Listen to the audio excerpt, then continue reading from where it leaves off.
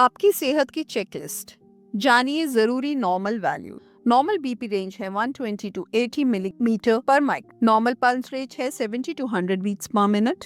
Normal temperature range है 98.2 से लेकर 98.6 degree Fahrenheit.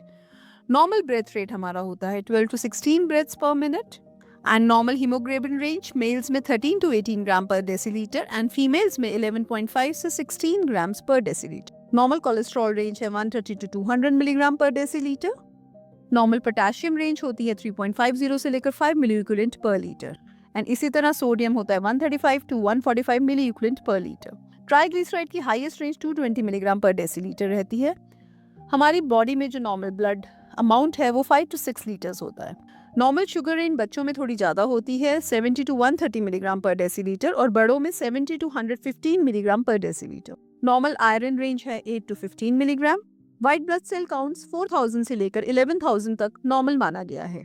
Normal platelet count 1.5 lakh से लेकर 4 लाख तक नॉर्मल माना जाता है।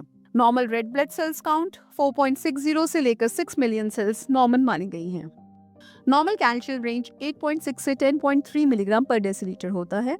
इसी तरह विटामिन डी का जो नॉर्मल रेंज है वो 20 टू 50 नैनोग्राम पर मिलीलीटर होता है। विटामिन B12 की रेंज रहती है 200 टू 900 पिकोग्राम पर ml। तो ये हैं आपकी सारी नॉर्मल वैल्यूज।